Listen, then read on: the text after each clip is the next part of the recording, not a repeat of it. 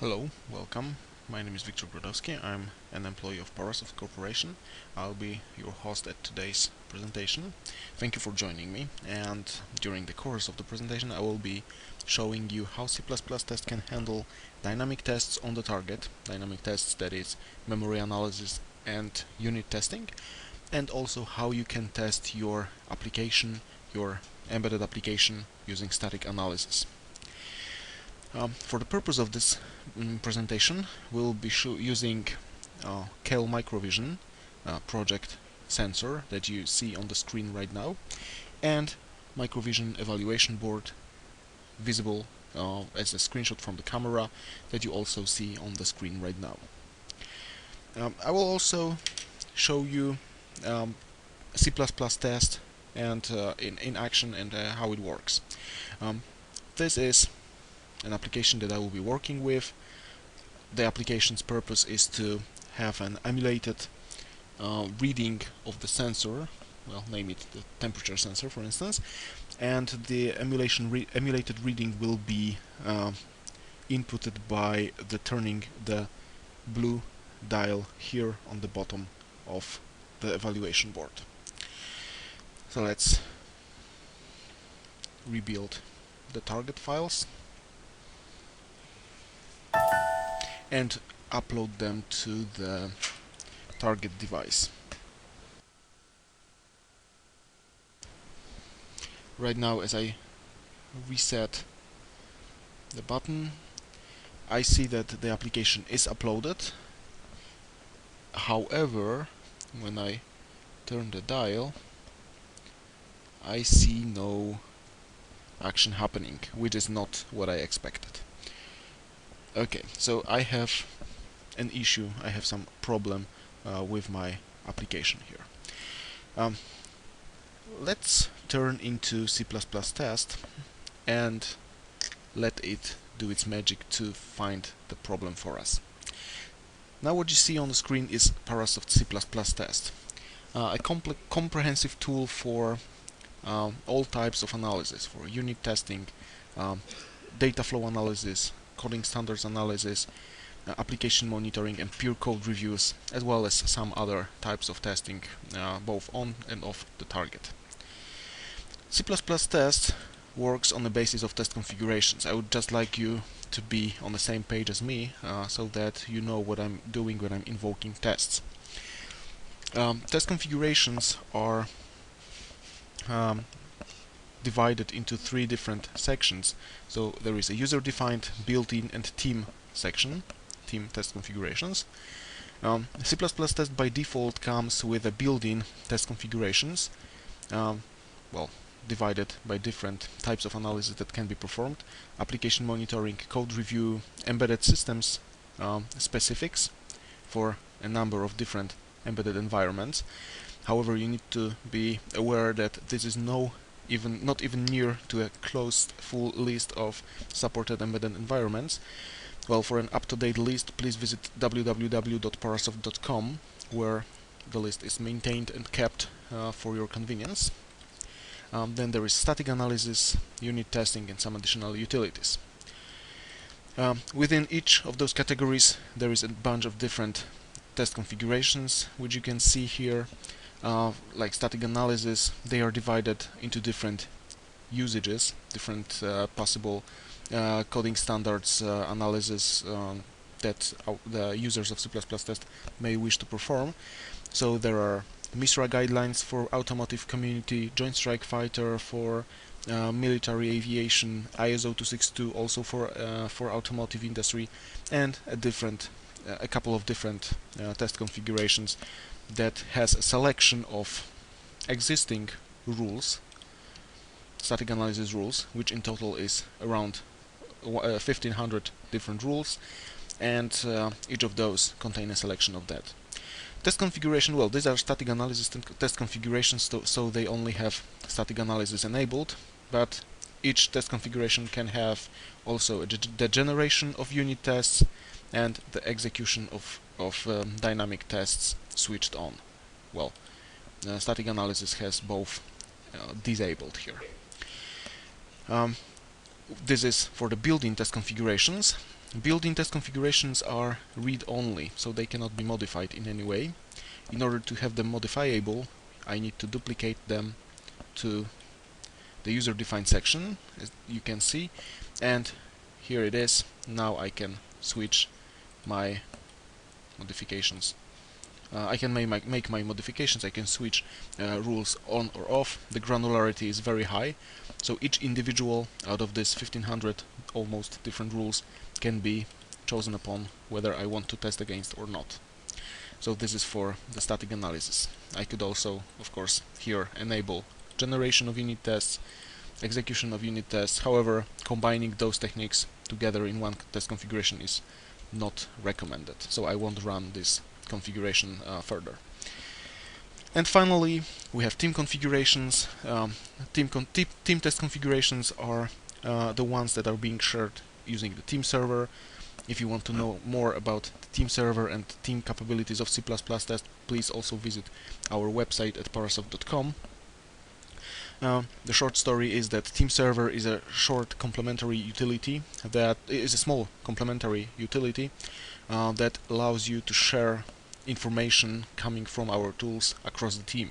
So all the test configurations, test results, custom rules, reports, etc. can be shared across the team using team server.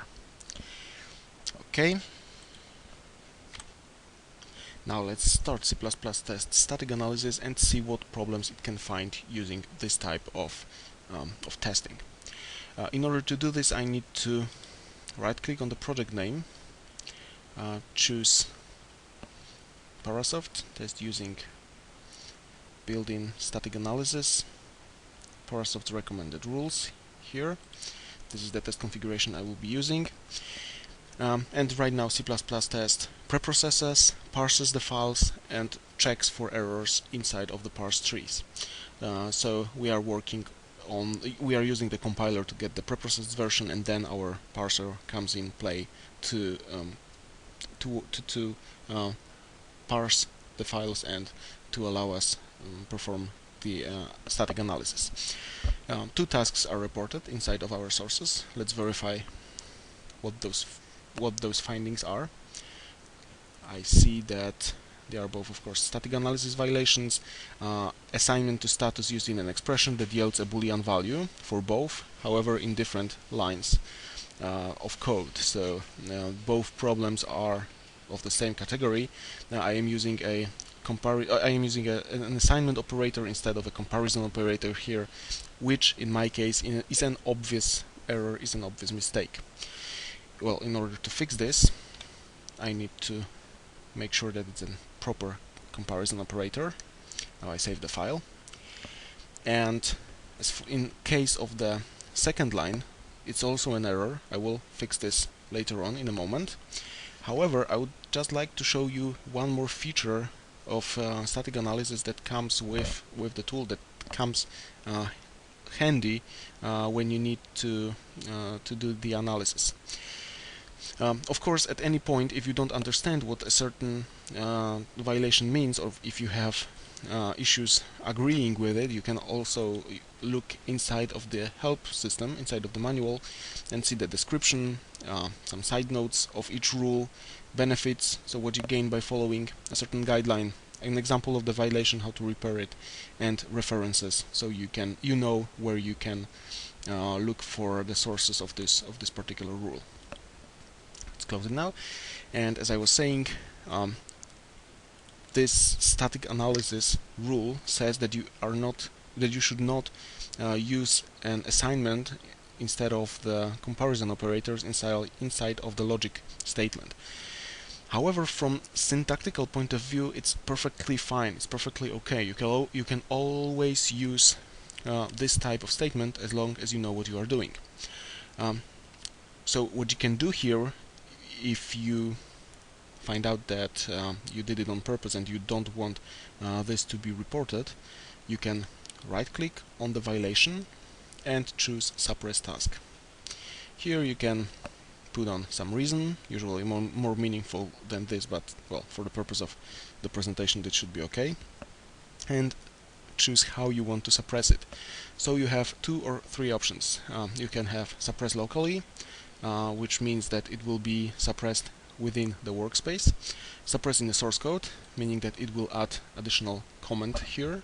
And if I was connected to the team server, I would also have the option to add the suppression to the team server, and everyone across the team that would be using the same set of sources would have this suppression in place as long as they are connected to the same team server as me.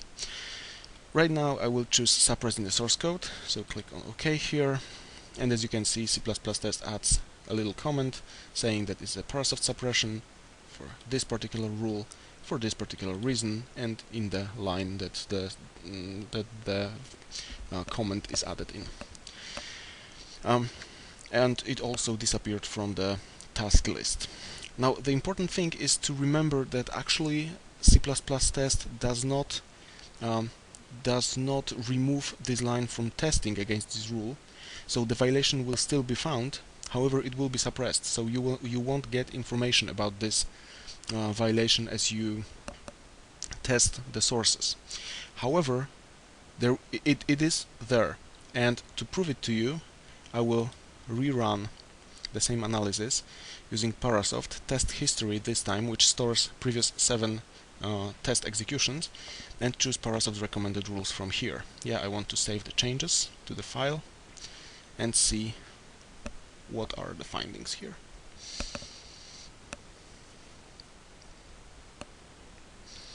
It again tests the sources.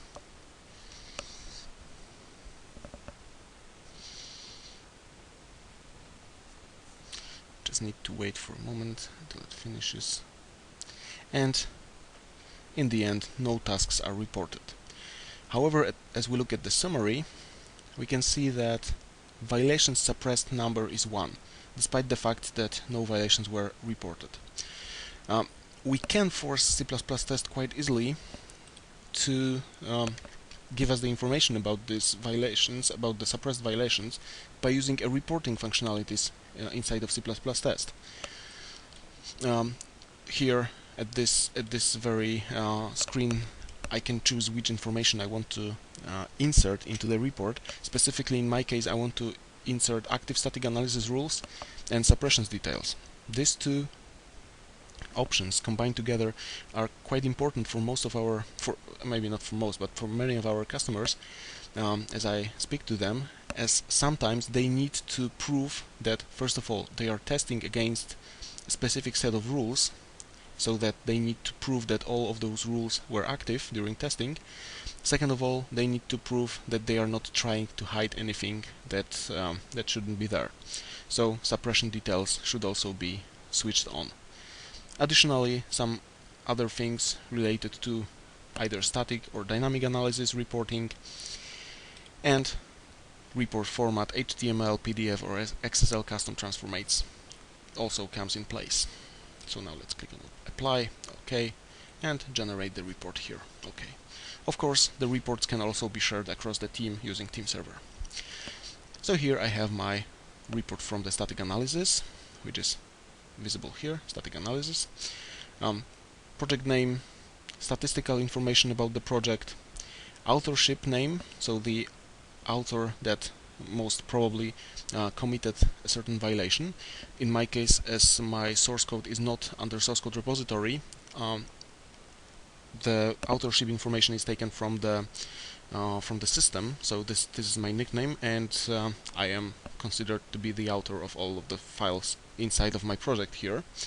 And when I click on the author name, I can see the detailed information about my violations, including suppressions. So exactly where and how what suppression takes place inside of my sources. So nothing can be hidden here. Also, information about the suppressed tasks is visible in this table here. And finally, also something that I decided to be inserted into the report is an active static analysis rules. So all of those rules that were active during testing are visible here on the screen right now. Let's close it. And now, just like I said, it was a violation, so I need to fix this.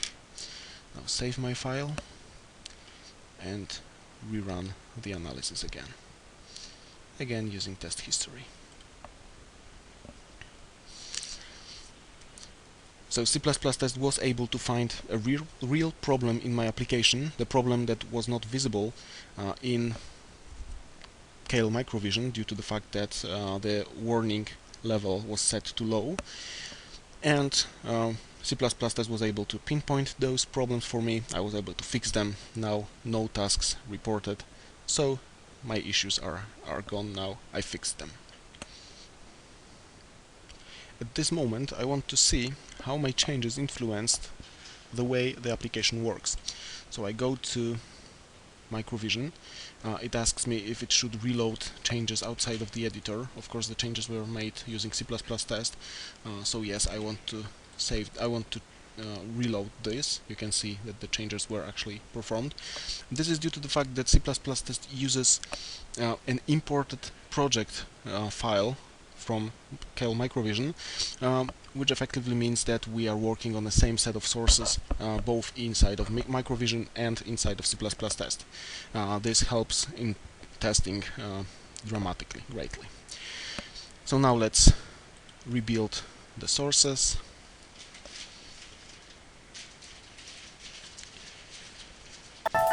And load them into the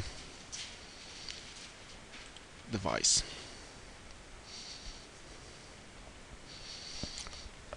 Okay, now I need to reset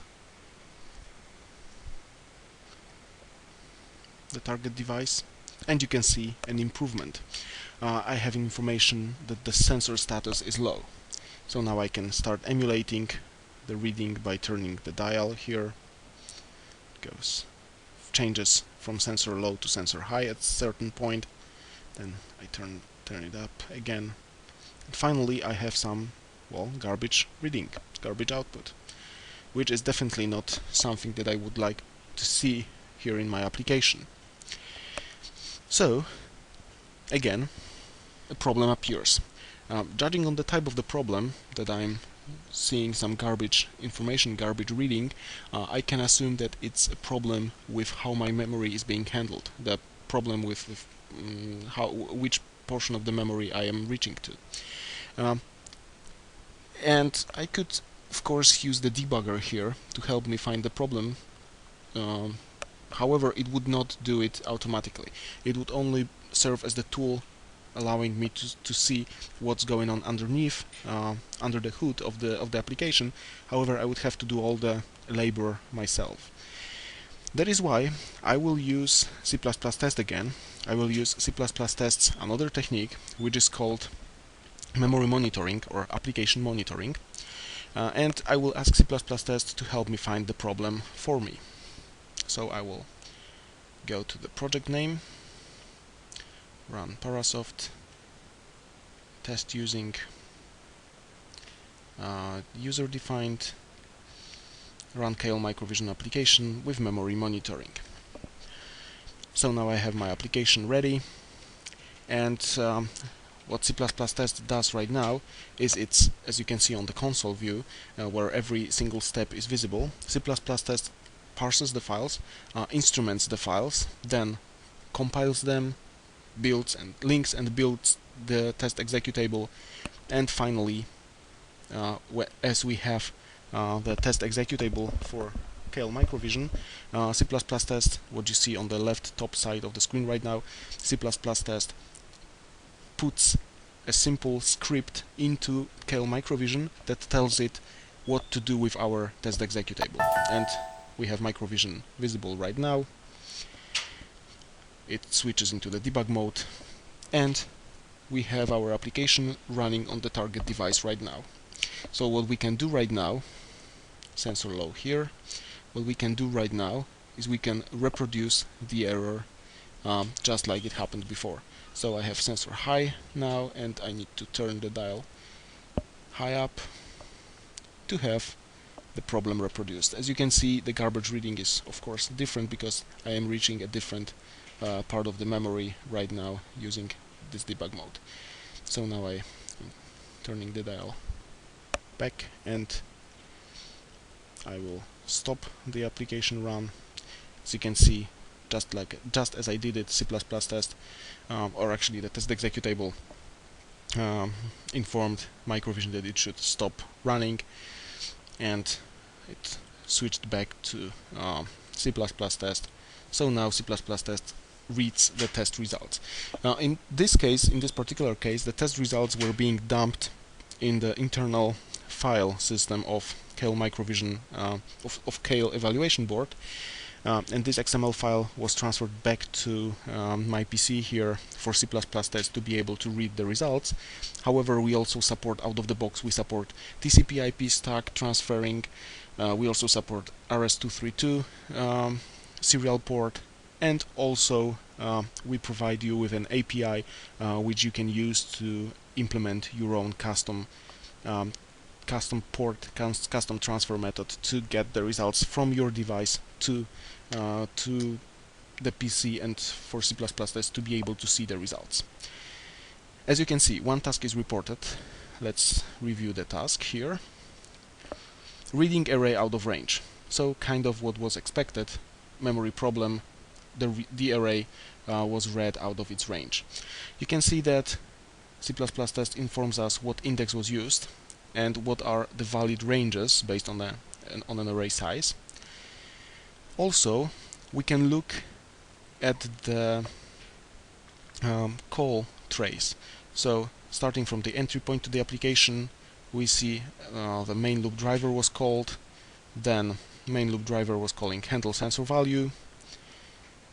From handle sensor value, print message function was invoked, and finally here we have our array that was read out of range. So we can track down why the parameter print message called message index here was called improperly. So here we have print message, so index was passed, and let's track down how the index behaved. So we initialize it with -1, which is obviously not the correct value for an array. Then we have index being overwritten with value low, with value high also. Let's see what the values here are. Value low 0, value high 1.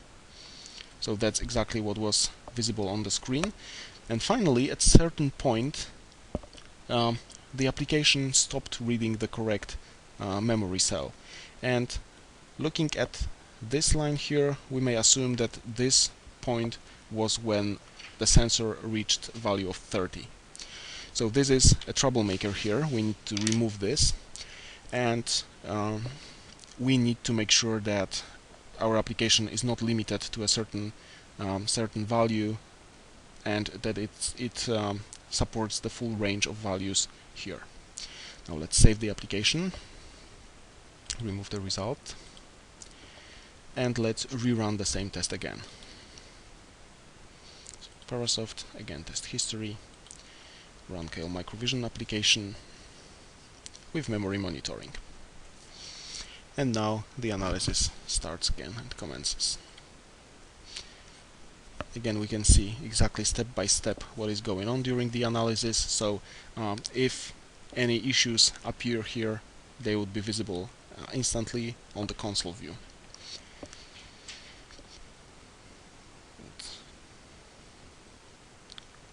Okay, we have compilation process gone. Most of the results were up to date, as you can see.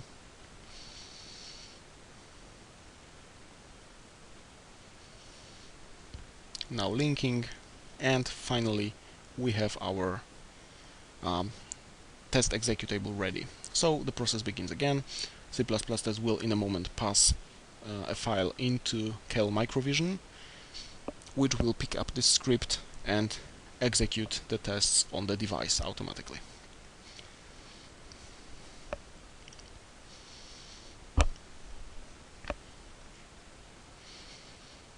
Okay, Microvision starts,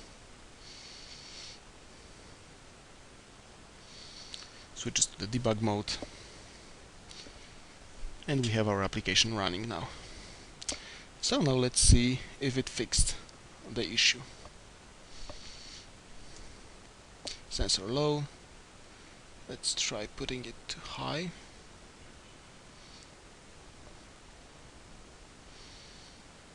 Okay, it should be high now. And now we need to turn the dial all the way up, almost all the way up, to see that it's still working correctly. Even if we go all to the limit, the application still behaves just like expected. So we were able to find the problem, memory problem, using memory analysis in C++ test. Now let's stop the analysis now, stop the project.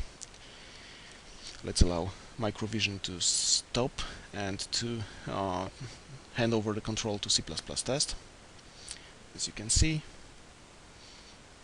And now we are looking at the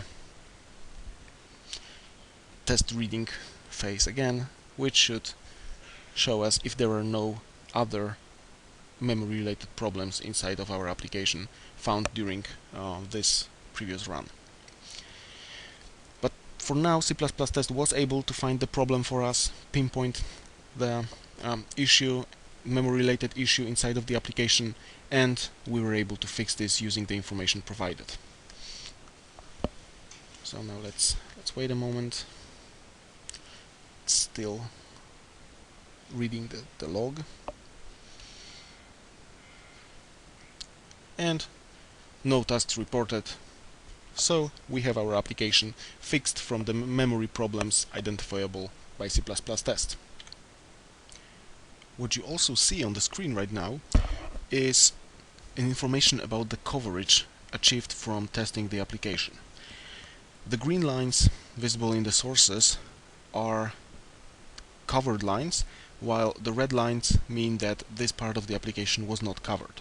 Having the information about the coverage is very important, specifically for safety critical systems, where having application covered is paramount when testing the application.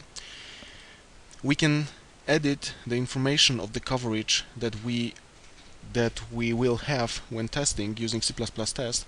By default, line coverage is switched on, as you can see. However, you can have any of those switched on along with any other. So we have statement coverage, block, path, decision, simple condition coverage, and MCDC coverage as well. So all of those are visible. Also, as we are in the instrumentation features tab, what is important is this matrix here that allows you to minimize the overhead of our instrumentation over the original application. So if you don't need any of those features and you have limited space on your target device for the test executable, you can switch it off to minimize the overhead here. It's described in a manual, so please refer there for further information. Okay. No, I don't want to save anything here. And now let's take a look at the sources again. Looking at the coverage, we see that the report sensor failure function was not covered. The type of the function, even the name, report sensor failure, means that it would only be invoked when a specific sensor is reporting some failure. So it is very important to have this function covered, to have it tested, and to search for potential problems inside of this function. You can see that it is being invoked inside of the main loop driver. So we can invoke it from here and let it be executed to cover this line as well. In order to do this, we will use a unit testing technique, which is another dynamic test technique inside of C++ test, along with a stubbing functionality, which is an addition to unit testing. I will show it to you in a moment. So first, what we need to do is we will create a test case for the main loop driver. Before we do it, we first need to create a test suite. So let's go to Parasoft, test using built-in unit testing, generate test suites here.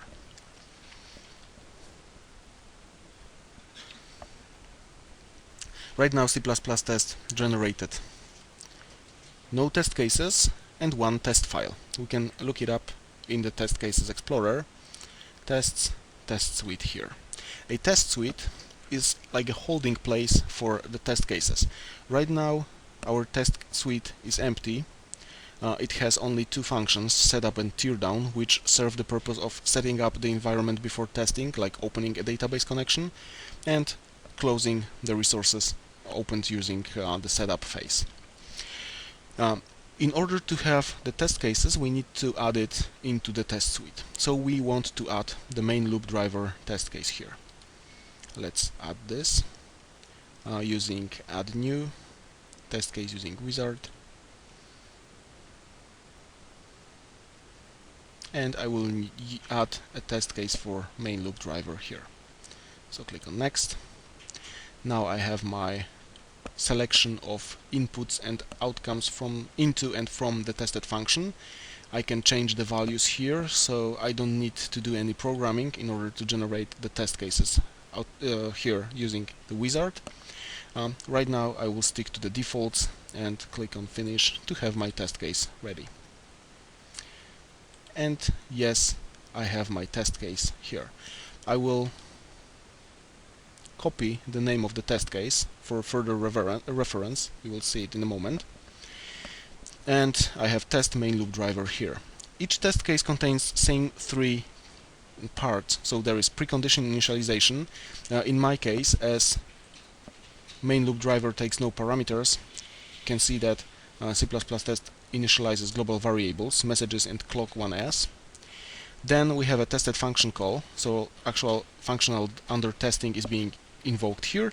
And finally, post condition check, so assert macros, or actually in this case placeholders for the actual assert macros. I will explain this in a moment. Okay, so that's the first part. However, if I only invoked test main loop driver, it would run main loop driver and it won't get into this function here. What I need to do is I need to force read sensor function to return a correct status value, a status equals status failed. Now let's see what status failed is. Status failed equals 1, so I need to force read sensor to return the status 1. And I can do it by using stubs. Stubs are like an alternative definitions for the functions. C++ test supports 4 types of stubs. Original definition, which you can see here, that is by default whenever a definition of the function is visible. Then we have safe stub, which is automatically applied for all the functions considered potentially dangerous, like functions that work directly on your file system, reading, writing something. Then we have an auto stubs. So whenever a definition is not visible, you can ask C++ test to generate a stub automatically. It will create a very simple definition, very simple implementation of the function, and will allow you to start testing this way. And the fourth definition is user-defined stub, and that is exactly what I will be creating right now. So I have my read sensor function here, which I want to stub out. Create user stub. I can leave the file name here, so let's click on finish, and I have my function. I have my file with the stubs. So this is the stubbed version of my read sensor function. Whenever during testing C++ test will see that read sensor is invoked, it will use the stubbed version invocation instead. What I want to do is I want to have it returned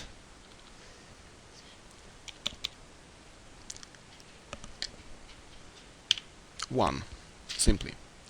So when I run my application, it would return with the value of 1. So now what I can do is I can save this. Now go to sensor here, and from the test cases explorer, well, from the stubs view, you can see that the original definition changed to the user definition now, so this will be invoked. And now as I go to the test cases explorer and execute the tests, we will see how the coverage increases for this, and later on how the coverage increases for the report sensor failure function. So I will go here, choose Parasoft, test using user-defined KL microvision tests with memory. I am invoking a unit test right now. However, I am also using this in combination with memory analysis. So not only the unit test is being invoked, which you will see in a moment, as C++ test will once more open microvision, but also I am checking for potential memory problems or for actual memory problems in the tested portion, in the unit test. So I am combining two techniques together to achieve best results.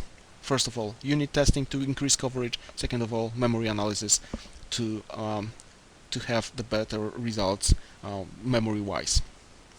Okay, so it's compiling the sources now.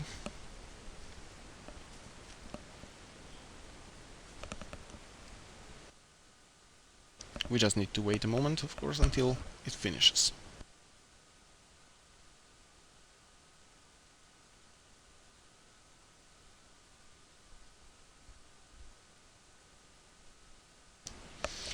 You will observe that the next time I run it, the whole process of preparing the tests, the test executable will take a lot less time. That's because most of the sources will already be compiled.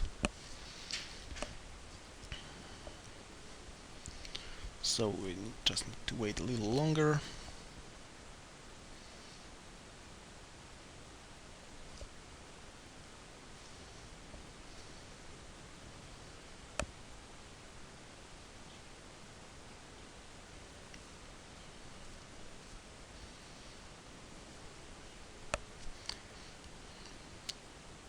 Okay. Actually, what happens right now is C++ test, as you can see, engine runtime. C++ test compiles the runtime part of the application. Now, this is the part that we need to be able to arrange the whole testing process. Right now, it's compiling the instrumented sources. So we need to have this to be able to orchestrate the whole testing process, to get the results to run exactly what we need to run, and so forth, so on and so forth. Right now, okay, it finished building the test executable and invokes KL microvision. Now please observe one thing. As microvision opens, it will not require any input from us, from the user, because we are not even initializing the LCD display. You can see it's all black. We are simply running the main loop driver function and driving it to be increasing the coverage of report sensor failure.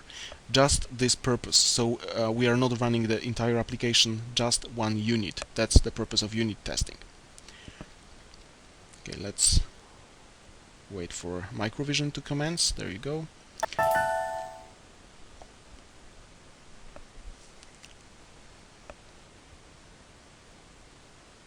Now it's entering the debug mode, running on the device, however behind the scenes, without anything visible, and closing the IDE. Now we need to read the test log, and it's finished. Test succeeded. Actually, 0 tests succeeded, and 1 task is reported. Let's verify what it is. Runtime error detection violation. So our memory monitoring succeeded. We increased the coverage here, we increased the coverage here, and we found some problem inside of the report sensor failure function. The problem is that this array is a null pointer now. We can see how it's being passed. Well, it is being passed as an error code, and instantly I see what the problem is.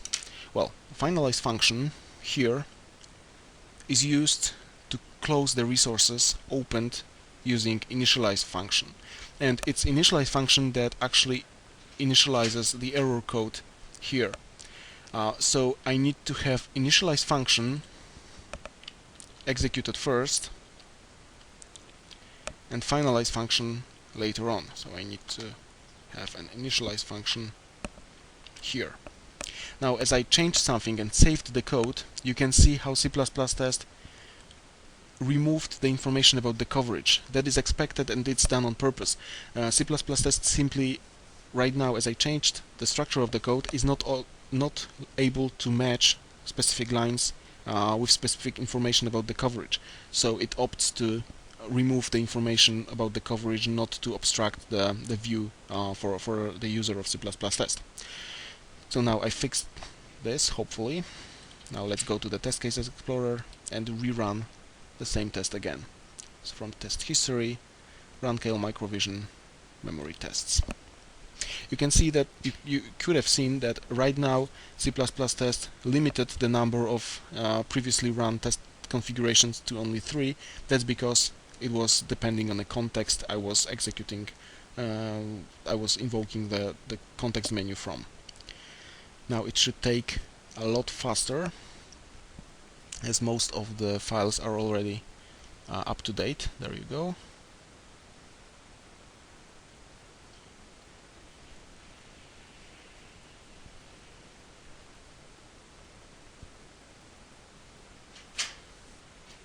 And, well, fast as the lightning compared to the previous run. We are now again invoking the tests using KL Microvision on the target. Again, nothing is visible due to the fact that we are only using a single unit from within the application, so even the LCD display is not initialized properly.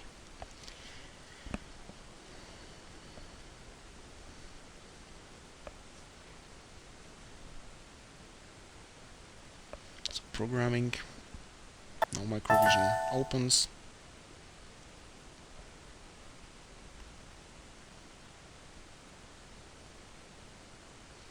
Tests invoke.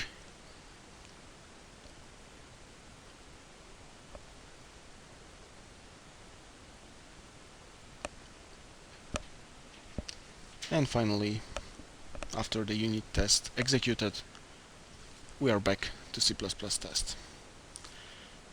Now, we see that one test succeeded. Previously 0 tests succeeded. We only invoked one test, so that's expected that either 0 or 1 will succeed. However, we have 2 tasks reported. How can this be, that we have more tasks right now than previously, but the tests succeeded? Now let's take a look at the Quality Tasks tab. And what we see here is Review Unit Test Outcomes. When I double-click on one of those, it takes me to the test suite, as you can see, and takes me to those placeholders that I mentioned before. So right now C++ test, as you see here, recognizes that after the testing has finished, messages equals null and clock S1S equals 0. And those two can now be changed into a correct assert macros simply by right-clicking on the outcome and choose Verify Outcome here. The same with this. Of course, this could have both been done with a single click, no problem here. However, right now C++ test will execute the tests, and after each execution will check whether messages is null and clock 1s equals 0. If it does, no problem will be reported. If at some point the values changes, then C++ test will report a regression inside of their application. Of course, additional features with unit testing that come with C++ test, like automated stubs generation, like automated tests generation, or using data sources, can also be used on the target, but this exceeds well, the content and the purpose of this presentation. I can only assure you that all full functionality with unit testing also applies to both on-target and off-target testing. So from my side, I hope I was able to prove that C++ test can work on the target, to perform testing on the target just like it does on the native environments. That's it from my side. Thank you very much for your attention. Hopefully you liked what you saw. If you have any further questions, you can find the contact information to Parasoft at www.parasoft.com. Thank you very much, and I wish you a very nice day, and hopefully hear from you soon. Thank you very much. Bye bye.